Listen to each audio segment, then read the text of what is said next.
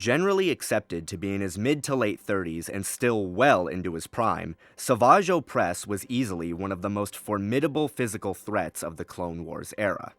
Although classified by the Essential Guide to Alien Species as near-human, the Zabrak race possessed a number of significant physical characteristics that set them apart from baseline Homo sapiens. Their most visible traits were their natural crowns of horns and cultural tattoos that were typically applied to their upper bodies. Being slightly longer than his species' usual standard, Savage could actually use his cranial horns for combative purposes, having gored Adi Gallia with what could only be described as a bull charge maneuver on Florum. Additionally, Zabraks possessed a second heart as well as extremely high pain thresholds. After having been augmented by Mother Talzin's Force magics, Savage Opress stood over 7 feet tall and possessed tremendous physical strength and durability. He wore a set of Dathomiri-style dark armor characterized by several sets of segmented shoulder plating, as well as a tribal emblem emblazoned on the tunic. While some early TCW guides have alluded to Savage's suit being lightsaber resistant, I guess some post-it notes must have fallen off someone's desk or something because we've seen just the opposite. That said, the armor has consistently repelled blaster fire, even doing so from over a dozen battle droids and 3 droidekas. Savage has sent 80-kilogram clone troopers hurtling through the air with the force of his strikes, smashed a hut to literal paste, and even ripped apart medical droids as though they were made of tinfoil.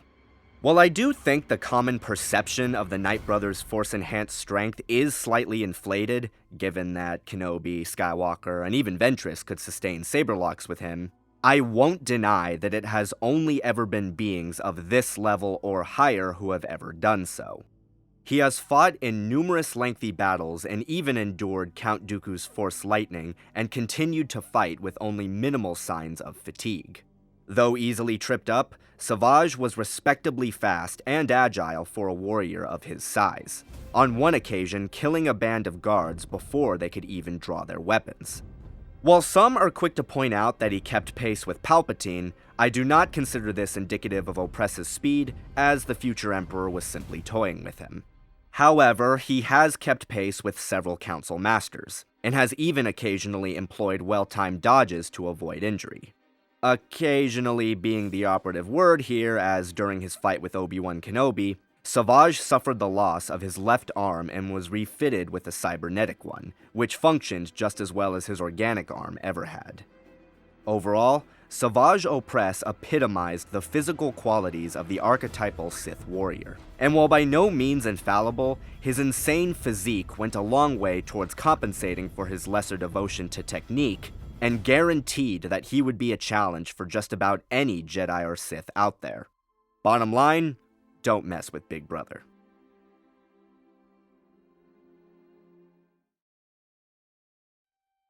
Though similar on a purely biological level, Jaden Korr possessed an impressive, though far more mundane physical makeup compared to Savage Opress. A human male in his late 30s to early 40s, still prime years for a powerful Jedi, Korr possessed exceptional hardiness and adaptability to sudden environmental alterations, traits the aforementioned Essential Guide to Alien Species notes his race to hold in spades.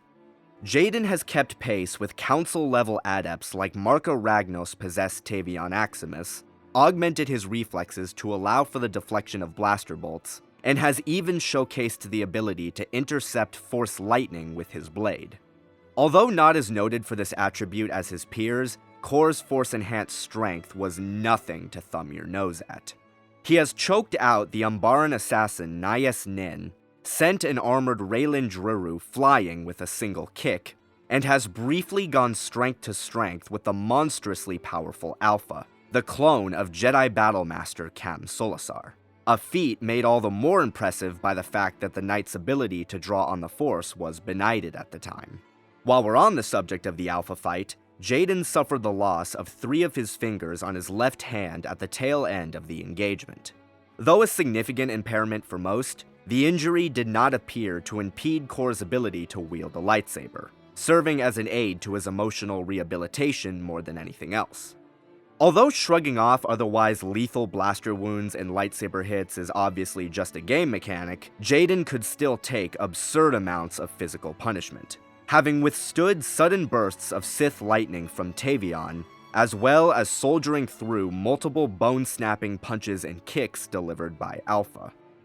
On the whole, I would say that Jaden Korr's level of physical capability equated most closely to that of Obi-Wan Kenobi. Not the absolute best, but by no means ordinary either.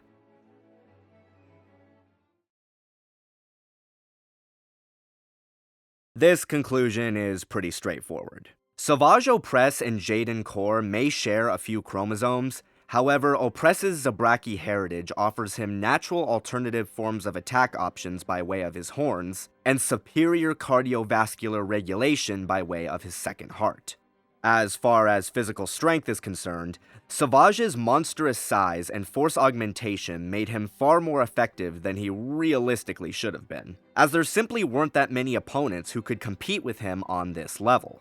However, I do believe Jaden is one of the few who could at least contend with him in this regard by way of force empowerment, i.e. Kenobi and Maul. I'll cover this point in greater detail in the martial arts section, but in layman's, if a hindered Korr could briefly stand his ground against a fighter as overwhelming as Alpha, I simply don't see Savage effortlessly bulldozing his way through a version that's completely healthy. A factor made all the more apparent when we consider the Knight's performance against Marco Ragnos. In terms of durability, Savage is without question the overall tougher combatant, though it is worth noting that Jaden's own feats of resiliency are of a similar nature. Conversely, Korr has shown himself to be faster and more agile than Opress, though not to the point where I believe so-called speed blitzing would come into play. Stamina-wise, Savage does appear to be the more sustainable of the two, though I personally attribute this more to his species and equipment more than anything else. Overall, while Jaden Korr would by no means be helpless if this battle came down to a contest of pure physical might, Savage's supremacy is as solid as it gets. Savage Opress gets the physical edge.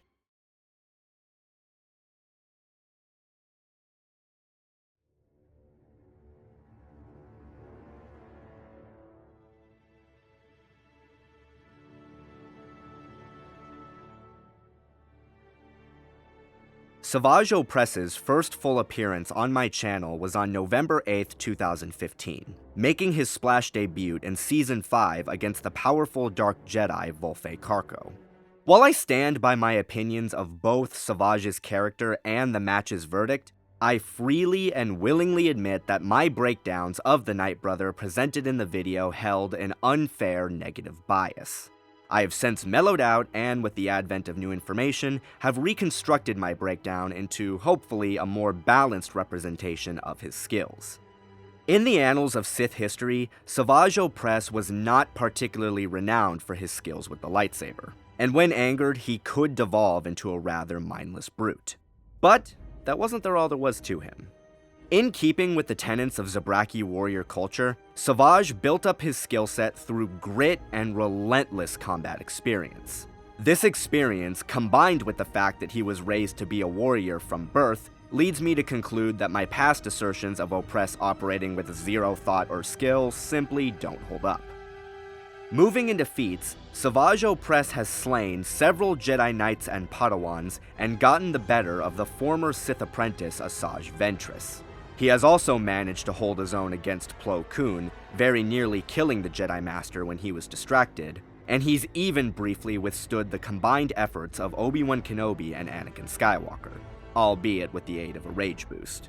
While many fans like to point out that Opress held out longer against Darth Sidious than certain members of the Jedi Council, a sentiment jokingly echoed by Dave Filoni, I do not see this as evidence to suggest that he is above Council level in terms of his swordsmanship, since both the featured episode and various supplementary material make it clear that the Dark Lord was neither challenged nor operating at his peak during this bout. Savage's most notable kill was that of Jedi Council member Adi Gallia during a skirmish in the acrid deserts of Florum. Gallia might have been renowned more for her diplomatic and force talents rather than her skill with the blade, but she was still one of the most seasoned Jedi of her day. which makes the Night Brother's ability to overpower her extremely impressive.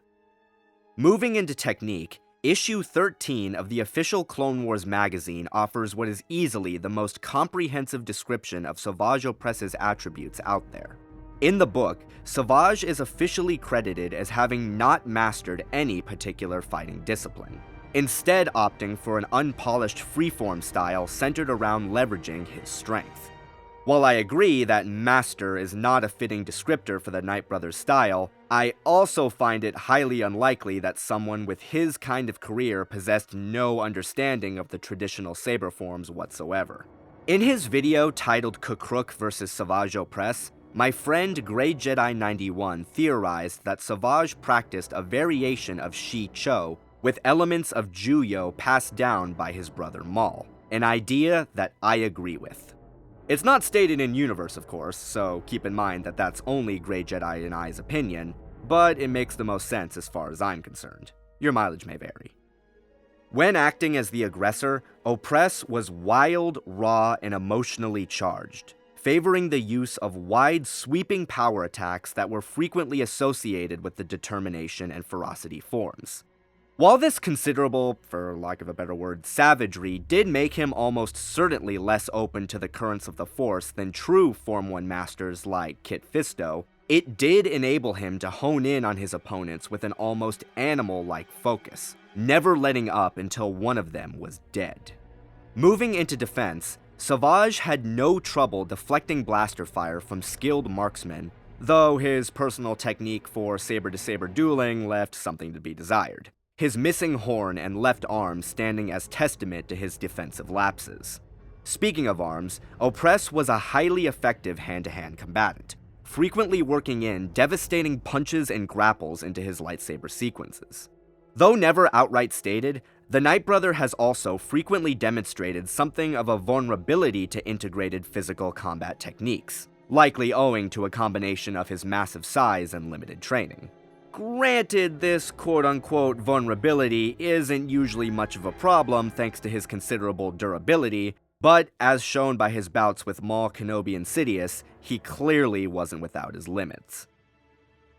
One of the hallmarks of Forms 1 and 7 is their sheer unpredictability, and although this is an accolade Savage has been mildly credited with, more often than not, his sequences have been anticipated, preempted, dodged, or simply sidestepped by opponents. Though I must stress that only characters who were council level or above have ever done so with ease.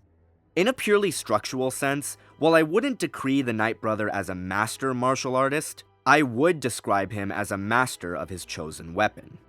Equipped with a massive saber staff which featured red blades, a lengthened hilt, and selective activation, Savage Opress's effectiveness as a lightsaber duelist was largely grounded in his ability to capitalize on the innate benefits of the double-bladed lightsaber. As outlined by Darth Bane in his manifesto, The Rule of Two, the primary difference between a Sith who could effectively utilize the dual saber and one who could not was their ability to recognize the unique leverage benefits offered by the weapon's dual-blade functionality, and this is something I believe Savage has achieved. Thanks to his enormous strength and stature, Opress was able to execute the large, cleaving motions of his relatively simplistic style without drastically altering his center of gravity, allowing him to quickly rebound from an opponent's parry and initiate the next attack sequence. Though other, more traditional lightstaff wielders like Lord Vindican and Darth Maul could replicate these sequences with a greater level of technical sophistication, neither their breadth of movement nor their attack output would equate to the Night Brothers if they stood as planted as he did, requiring them to add supplementary motion to their sequences such as acrobatics. In doing so, they are expending more energy and likely slowing the attack altogether. Savage Opress has no such limitations, and as a result is able to crank out double the damage with only half the energy. He wasn't very precise, but he really didn't need to be 9 times out of 10. Even simple maneuvers such as the rotation of his saber staff was easier for him given the fact that his stature partially negates the cumbersome nature of the weapon. As a tactician and strategist, Opress was not that great. Noted as more of a follower than a leader, the Knight brother fought with instinct rather than reason. And while this did make him a little tricky to get a bead on, it also made him pretty easy to sucker. This was best demonstrated during a scuffle on Morindro, when Jedi Master Salamara flung a container of liquid carbonite at Savage, who, ignorant of its contents, proceeded to swipe at the object with his lightsaber, which, in accordance with physics, released its cargo, freezing him solid. That being said, he wasn't a complete oaf. During his bout with Darth Sidious, he showcased an almost Trakata-like tactic when he purposefully extinguished one of his blades and attempted to use the other as a poleaxe to split the Sith Lord down the middle. And when that failed, quickly reactivated it in order to intercept his enemy's follow-up. While not an unimpressive display in and of itself, such things were often the exception rather than the rule. And although I'm sure you guys are tired of me and my friends saying this whenever the character is discussed, but, well, he does rely far too heavily on brute strength against well-trained opponents. On the whole, Savage Opress's fighting style, while certainly lacking polish, was nevertheless extremely effective, and, to quote my friend Grey Jedi 91, was executed by a fighter who knew exactly what he was doing.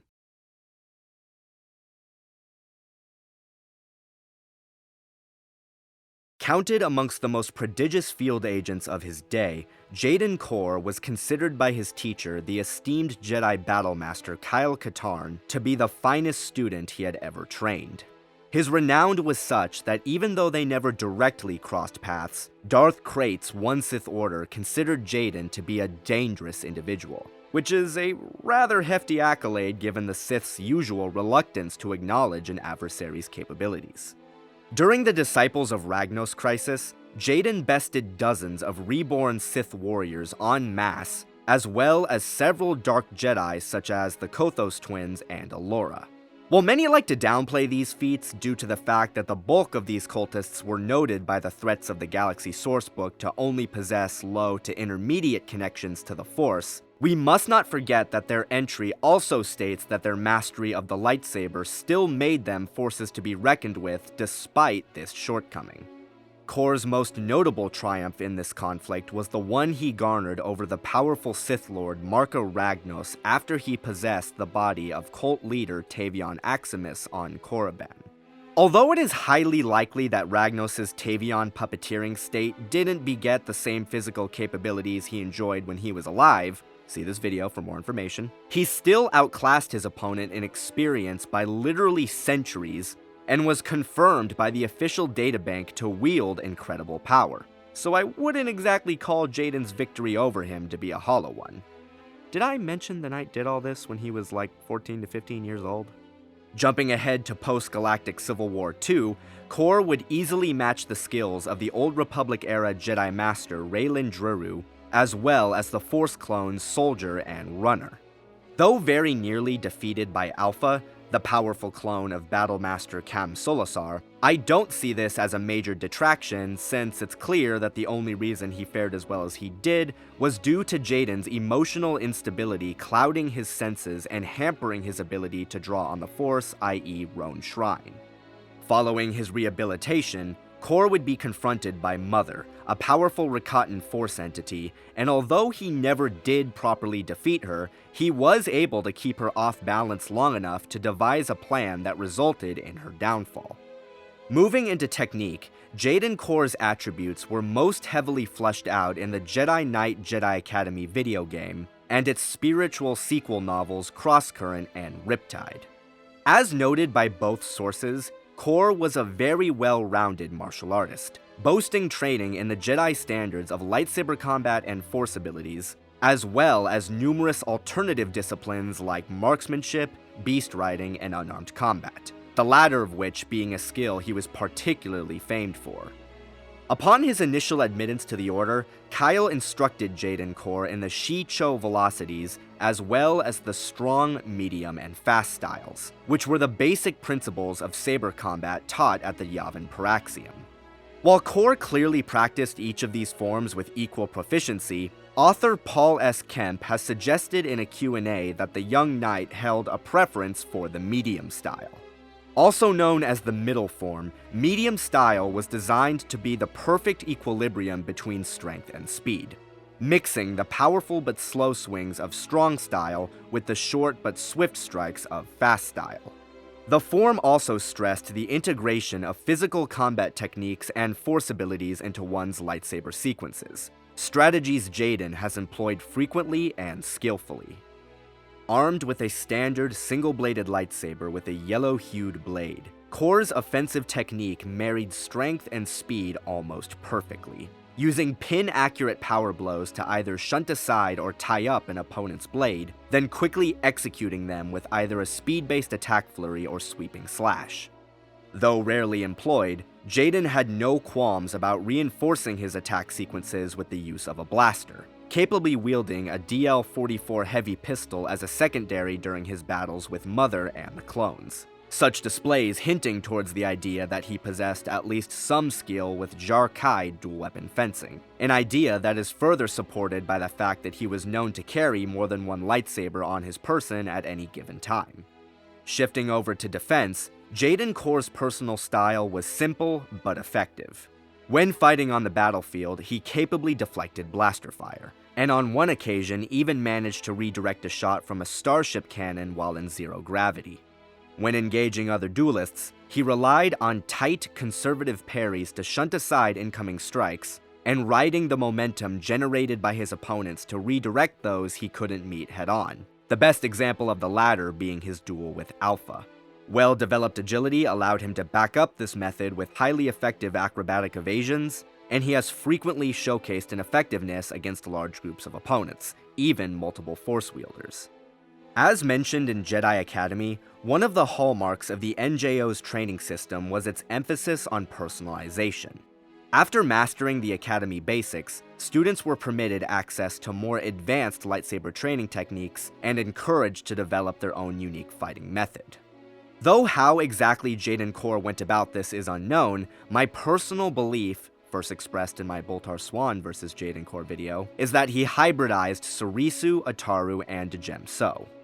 Surisu was the third form of lightsaber combat and was almost entirely defensive in nature, employing tight, efficient movements to provide maximum defensive coverage and to conserve energy.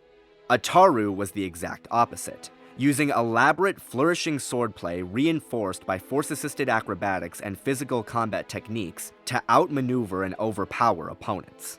Jem So was developed in answer to the perceived offensive deficiencies of the aforementioned Surisu, and was built around the tactic of maintaining a strong defense and backing it up with strength-based counteroffensives. This theory is based largely on Jaden Korr's extensive tutelage under Kyle Katarn, as well as the observable attributes of his personal style. Katarn was one of the most prodigious combat instructors of his day, and has been confirmed by various sources to not only have mastered Forms 4 and 5, but practically every Jedi fighting style out there. As such, it follows that he would place a heavy emphasis on these particular techniques when instructing his greatest student. Furthermore, Korr was highly skilled at deflecting blaster fire and made frequent uses of acrobatics, which are hallmarks of Surisu and Ataru. The Knight has also made frequent use of power attacks and the reverse grip, which are themselves associated with the use of Form 5. As one would probably expect from one of the most active field Jedi of his day, Jaden was a cunning and skillful strategist, distinguished by his quick-witted mindset and situational awareness. He is capable of being dropped cold into even the most horrifying situations and making quick and effective decisions to best respond to them. This almost chameleon-style focus made him dangerously unpredictable, particularly so when one takes into account his extensive combat experience. While this is just more loose speculation on my part, Jaden's expressed concern regarding his inability to identify the ancient lightsaber technique employed by Raylan Druru strongly suggests that one of his go-to strategies in a lightsaber duel was to analyze the technique and patterns at the core of his opponent's style, then tailor his own style to exploit it. This isn't very surprising given that Katarn has been showed employing identical tactics. On the whole, Jaden Korr possessed a sophisticated and varied fighting technique backed up by acute tactical awareness and a powerful grasp of the Force. Bottom line, do not mess with him.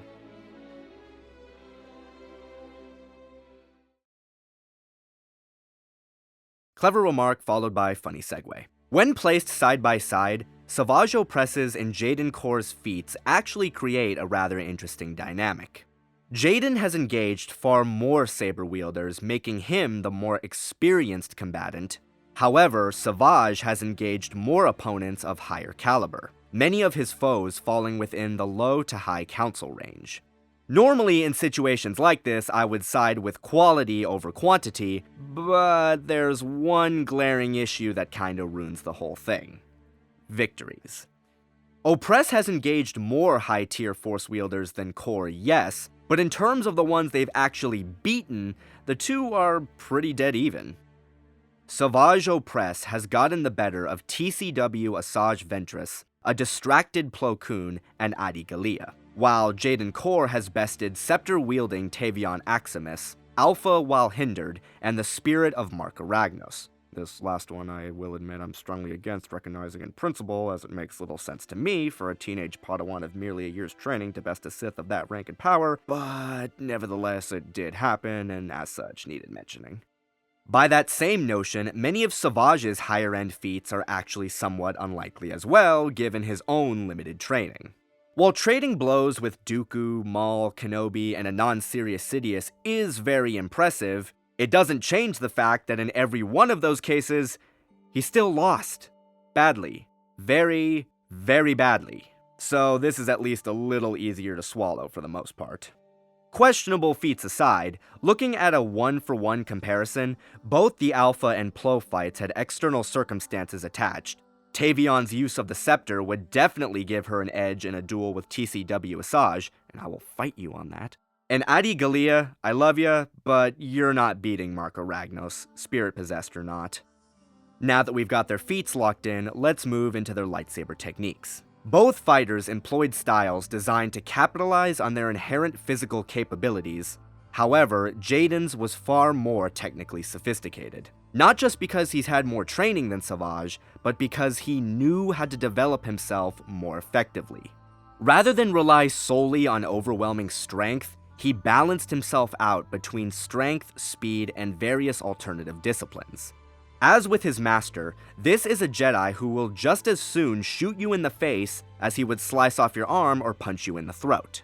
Speaking of punching, as mentioned previously, Korr is noted and proven to be a master of unarmed combat, a style of fighting that has given Opress pause even when tussling with foes below the Knight's level. All this isn't to say that Savage is completely helpless, though. As mentioned, one of the Knight brothers' biggest advantages as a duelist is his ability to execute his simple style with enough power and savagery that it basically removes its inherent shortcomings against all but the most skilled masters. Just as with Ventress and Gallia, unarmed skill doesn't really amount to much against this guy if you're too weak to contend with him physically. With that in mind, the big question becomes this. Can Jaden Korr cope with Savage Opress's strength and tactics to the point where he could use his superior skill to come out ahead? Well, to answer that, we have to look at the narrative themes and technicals surrounding the Knight's duel with Alpha. Starting with the pre-fight, one of the central themes of the cross-current novel was Jaden's trauma and self-doubt hampering his ability to draw on the Force. Another factor is Alpha's insane physical might.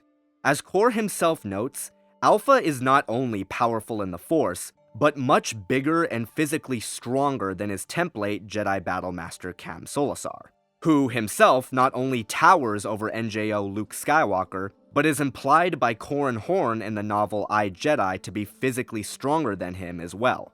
So, yeah, Korr's not exactly starting off on the best foot. Moving into the actual duel itself, it goes about as well as you would expect. Jaden holds his own quite well, scoring hits when and where he can, but is ultimately worn down by Alpha's heavy-handed cleaves and Force-augmented strength. His victory owing more to quick reflexes and equipment more than anything else.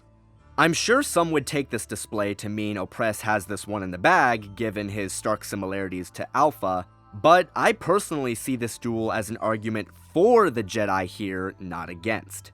Keep in mind that we are examining Korr during the time frame of Fate of the Jedi, which takes place a full year after he has recovered from his trauma at the end of Crosscurrent. This means we are dealing with a Jaden Korr who can think clearly, draw on his power fully, and has the experience garnered from Alpha. That last point being particularly relevant. Korr is a smart fighter, more so than Opress, and would likely recognize the parallels between the Night Brother and Alpha near immediately. He would know that trying to overpower his foe directly would be the stupidest thing he could possibly do, since he tried that with Alpha and it didn't work. As such, he would more than likely take a similar approach to the one he employed against Allura on Tasper 3, using a judicious mixture of power, agility, and precise maneuvering to meet his strikes without getting locked up, and subverting his broad sweeps with mind-numbing speed.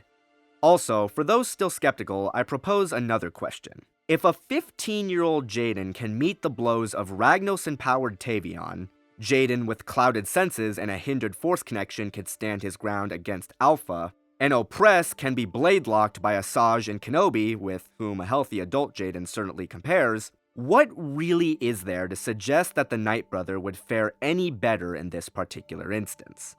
All in all, while a lightsaber duel between these two would by no means be a one-sided affair, Jaden, like Maul and Kenobi before him, is simply one of the handful of opponents out there with the talent to read Opress's erratic rhythm, the reflexes to spot advantageous openings, and the speed to take advantage of them. I award Jaden Korr the edge as a martial artist and combat strategist.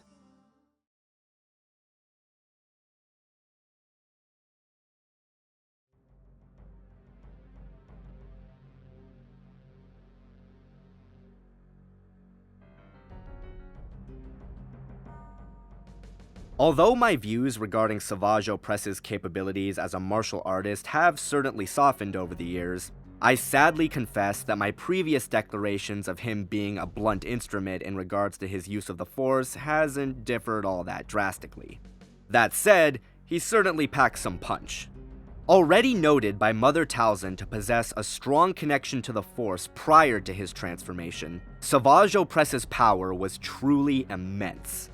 While his exact standing compared to his fellow Darksiders is a little tricky to gauge due to TCW's somewhat wonky power scaling, the aforementioned Clone Wars magazine states that Opress was actually stronger in the Force than his brother Darth Maul. I know that sounds like a strange declaration given how the two's fight played out. However, we must not forget that someone well-trained in martial arts combat can defeat an opponent who is more powerful in the Force. Furthermore, given that the Night Brother is implied to have never reached his full potential, it's not unreasonable to assume that the article could also be referring to that rather than his actual level of power.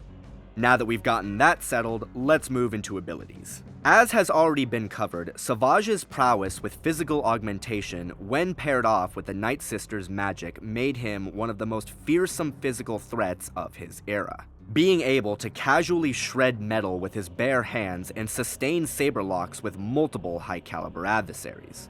Unfortunately, due to his limited training, Opress's arsenal was very crude. He possessed no aptitude with darkside telepathy, sorcery, or Sith lightning, and has actually been shown to struggle mightily when such powers were used against him. That said, what he did have going for him was an exceedingly powerful aptitude with telekinesis. An easily enraged monster of an opponent, to quote Grey Jedi again, Savage Opress made frequent uses of powerful force waves and repulses to scatter large groups of enemies, having generated shockwaves powerful enough to knock back multiple Jedi and destroy entire squads of CIS battle droids. In terms of one-to-one combat, Opress has breached the force defenses of Count Dooku, Asajj Ventress, Anakin Skywalker, Obi-Wan Kenobi, and Darth Maul. While extremely impressive, I would be remiss if I didn't note that these feats appeared to only have been made possible when the Night Brother was operating in the throes of a berserker mode that strengthened his connection to the dark side, or else he has took advantage of the fact that his targets were distracted. As such, I do not view these displays as being indicative of Opress's baseline capabilities, as he always needs to be pressured into bringing such power to bear rather than actively summoning it. Even so, it does offer a notable addendum to the fight, as the more frustrated and angry he becomes, the more likely that such brutal instinctual applications are to occur. Furthermore, while Savage's ability to break the barriers of top-tier combatants is dubious, he has shown the ability to consistently breach adepts in the high council to low council range, the best example being when he employed a well-timed force push to shove Adi Gallia against a wall on Florum. While we're on the subject of more focused TK applications, he has also used a concentrated repulse to break free of his containment cell, a guided saber throw that decapitated several Black Sun, has stopped a thrown knife in mid-air, and, perhaps most impressively of all, combined his abilities with his brother Darth Maul to generate a force wave powerful enough to send scores of armored soldiers flying, as well as push back several Jedi. A feat Matt noted in his video to share several parallels with the one Grandmaster Yoda and Mace Windu displayed in the CW microseries during the Battle of Coruscant. The Night Brother has also made frequent uses of the Force Choke to crush the windpipes of targets, and he has even pushed a large ship off a landing pad, which was made all the more impressive by the fact that he required only a brief moment to gather the necessary energies to do so, and showcased zero signs of fatigue after the fact. All that being said, there was both a glaring figurative and literal chink in the Night Brother's armor. Though utterly devastating on the offensive, Savage Opress's uses of telekinesis for defense was absolutely pitiful. He has never showcased the ability to raise a protective barrier against projectiles or lightning, and he has been struck by quite literally every TK attack ever leveled against him. While I won't exactly get on his case for getting ragdolled by Darth Sidious, he has gotten floored multiple times by TCW Asajj Ventress, who, while powerful, wasn't exactly knocking on the highest tier doors either. Furthermore, while I do not personally consider it a legitimate source due to its slew of continuity errors with the adapted material, the young reader's novel Darth Maul's Shadow Conspiracy also depicts Opress being blasted away by Obi-Wan Kenobi during their battle on Florum. Overall, while I would not refer to Savage Opress as a true master of the Force by any stretch of the imagination, his raw power was undeniable, and weak barriers or no, his aggressive methodology guaranteed anyone intent on challenging him would be in for one hell of a ride.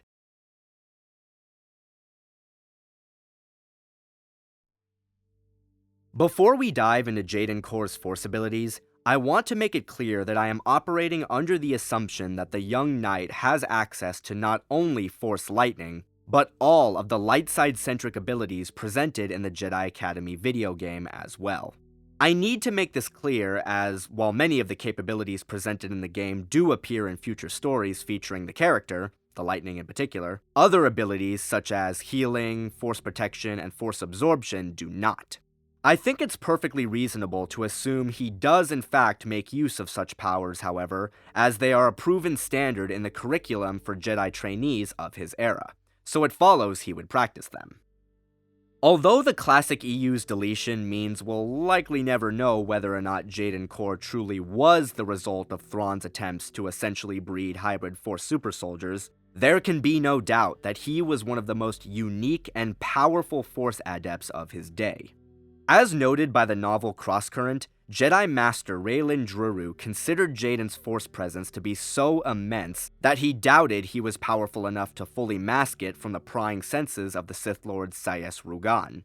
Speaking of ancient Darksiders, Marco Ragnos was initially dismissive of Korr, writing him off as a mere Jedi child, but readily declared him a true Jedi when ultimately defeated by him, which says something about Jaden's power in my eyes.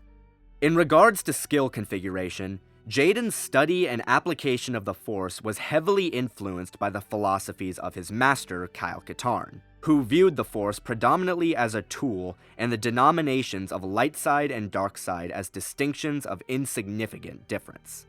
Though initially hesitant to accept this worldview, Jaden eventually succeeded in his efforts to balance the two realms, studying every scrap of lore available to him and building up an expansive repertoire of powers. Just as with Opress, Korr's aforementioned prowess with physical augmentation was prodigious. having traded blows with Alpha while hindered and boosting his synapses to perceive the blaster fire from a scout fire ship. Moving into the realm of energy-based powers, Jaden Korr possessed a strong, almost instinctual affinity with Force Lightning, and it served as one of his primary offensive abilities.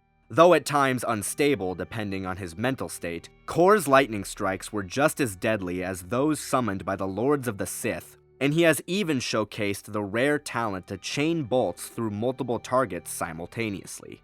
For defense, he developed skills with Force Protection and Force Absorption, notably using the latter to negate the effects of Marka Ragnos' Force Drain ability and funnel it into his own energy reserves.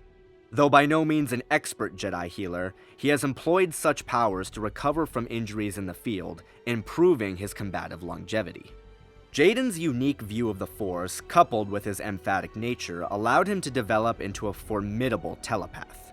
He has used mental persuasion to compel soldiers into attacking their allies, and Force bonds to allow for the communication of feelings, thoughts, and images across vast distances. On a more personal level, Korr could utilize inwardly directed Jedi meditation techniques to shield his mind from the coercive influence of the dark side of the Force, a skill he learned from Kyle Katarn. He also boasted a limited facility with farsight, able to catch glimpses into the future, though they were involuntary. Keeping with the more metaphysical aspects of the Force, Jaden's sense-based abilities were also particularly advanced. With Life Sense, he's detected the presence of soldiers outfitted with cloaking equipment, and he has even maintained awareness of Nyas Nin despite the Umbaran assassin's ability to sever a target's connection to the Force. With Force Sense, he could evaluate the alignments of other trained adepts and deduce the full meaning behind a Force vision while still experiencing it. Finally, we have Jaden Korr's telekinetic abilities, and just as with Savage Opress, his skills in this area were simply extraordinary. In terms of offense, his basic force pushes were powerful enough to punch through stone walls, hurl massive boulders, and even bring down a colossal pillar and adjust it for use as a makeshift bridge. During the Battle of the Unnamed Rakatan Space Station, he unleashed directed force waves with enough kinetic energy behind them to atomize the bodies of literally dozens of reanimated corpses. A feat made all the more impressive by the fact that Korr accomplished it instantly and without any notable toll on his reserves. In more personal combat, he's used directed saber throws to strike targets at a distance, and omnidirectional shockwaves to sweep away loading crates and groups of stormtroopers. Jaden has also proven that he can reliably penetrate the telekinetic defenses of Council-level adepts, staggering Ragnos-possessed Tavion as a teenager, blasting away Runner as an adult, and even breaching the defenses of a distracted mother, who, mind you, is so staggeringly powerful she literally radiated force energy, enough to send her flying a full meter and break her hold on his apprentice. Jaden reinforced his offensive output with strong telekinetic defenses. He has parried force attacks from various Sith cultists, and was able to blunt a directed force blast from Alpha despite both broken ribs and a hindered connection to the Force. During a skirmish at the Fairpoint Medical Station, he parried the combined force blasts of Soldier and Runner with only marginal strain, only succumbing when Seer added her own power to the mix. Considering that Runner alone possessed sufficient telekinetic output to devastate an entire hospital wing to the point where authorities believed that a bomb had been used, roughly equivalent to a Plagueis feat, this proves that Korr's ability to defend against TK is easily Council level as well.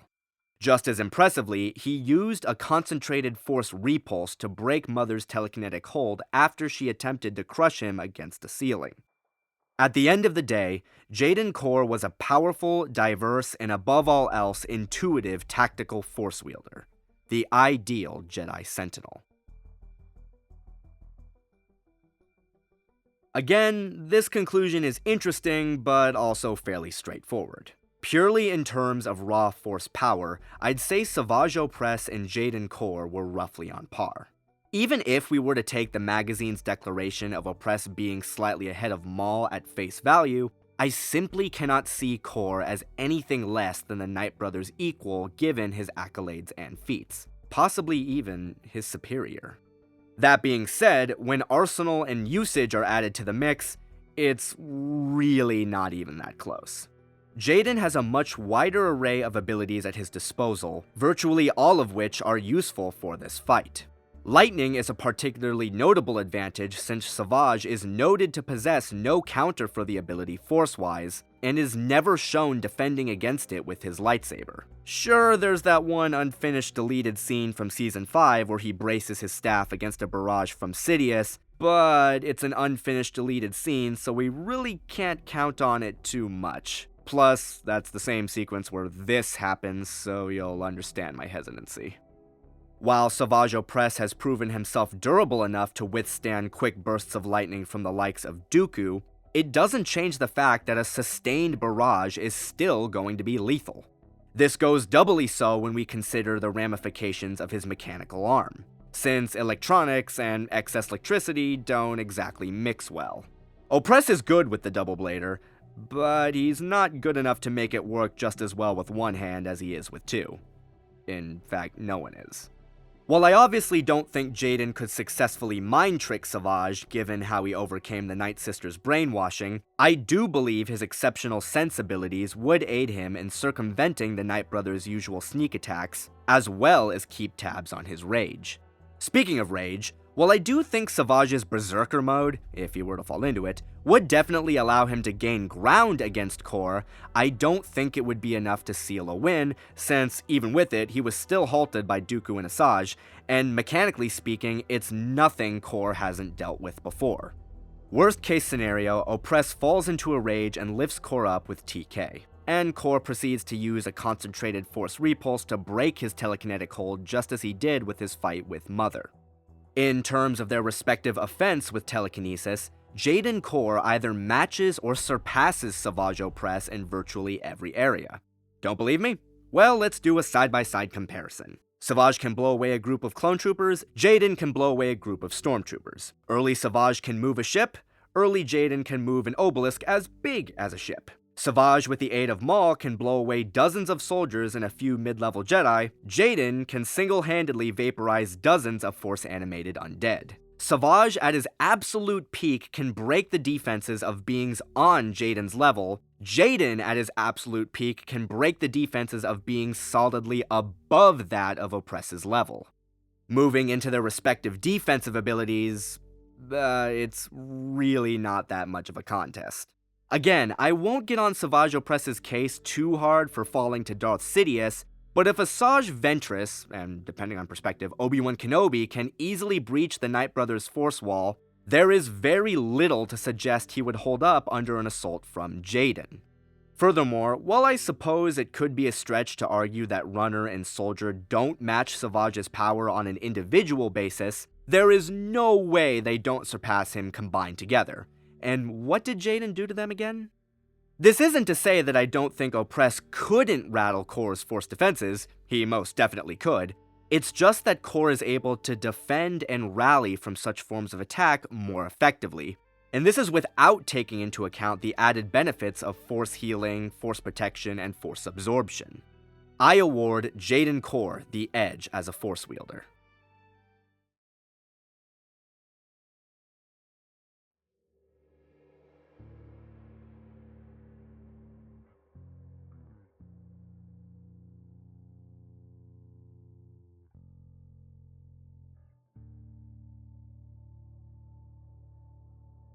In examining this matchup, I am reminded of Master Yoda's Size Matters Not. Purely in terms of visual presentation, Savage Opress should be the more physically viable.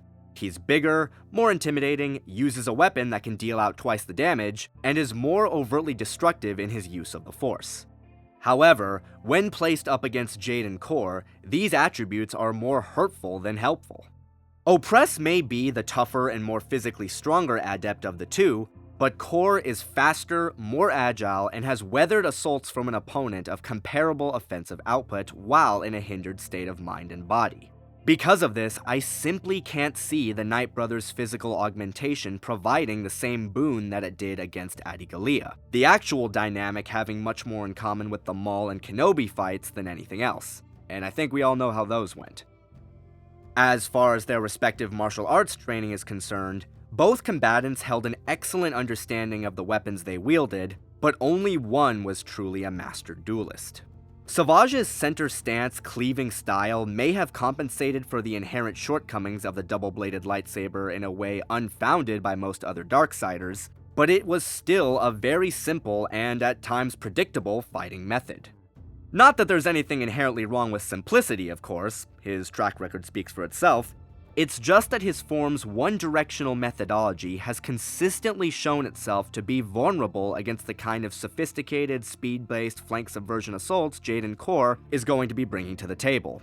And all this is without even touching on the fact that the Knight has showcased a more consistent performance level against higher caliber opponents.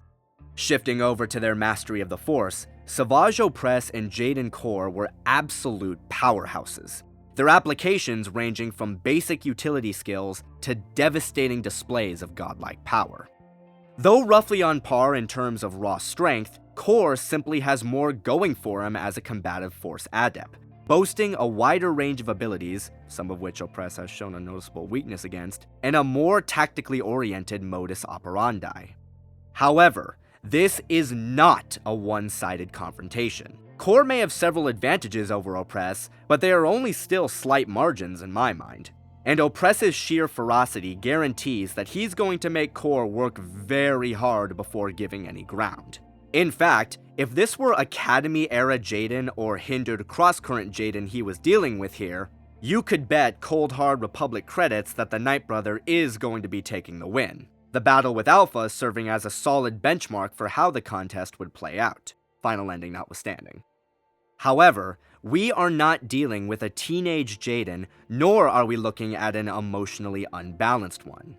We are examining a Jaden who has grown, a Jaden who has overcome his self-doubt, achieved a healthy self-actualization, and holds the experience of engaging an opponent almost identical to Opress to boot.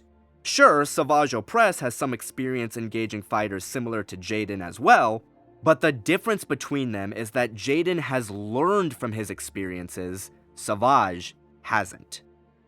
The battle between Savage Opress and Jaden Korr would play similarly to the duel between Darth Vader and Galen Marek on the first Death Star, specifically the version presented in the Force Unleashed novelization by Sean Williams. While Opress's opening salvo would be quite difficult for Jaden to defend against owing to the raw physical power behind it, the Knight would not be broken, recognizing his foe's parallels with past events and adjusting his style to compensate. Once Jaden inevitably finds a comfortable rhythm to settle into, the fight would then move into a rolling retreat, the Knight slowly but surely chipping away at Opress by capitalizing on his superior speed and agility to dismantle the Sith's faltering defenses. Frustrated by this, Savage would likely attempt an assault with his Force abilities, only to be met by an equally powerful retaliation from Jaden. This added pressure may push Opress into one of his berserker rages, and while such an event would allow him to seize back the upper hand, it wouldn't be enough to put an end to the contest. Korr would just dig deep and rally exactly as he did against Mother and the clones. Once he regained his momentum, Jaden would unleash his final assault against a now imprecise and/or weakened Savage, hammering him with a precise mix of saber attacks, unarmed combat, and lightning. Ultimately, Savage Opress would be unable to stand against the dynamic assaults of his Jedi opponent and would be cut down. I declare Jaden Korr the battered and exhausted victor. Well guys, I hope you enjoyed this first entry into Versus Series Season 7. As always, please leave your thoughts and questions in the comment section below, and I'll see you guys later.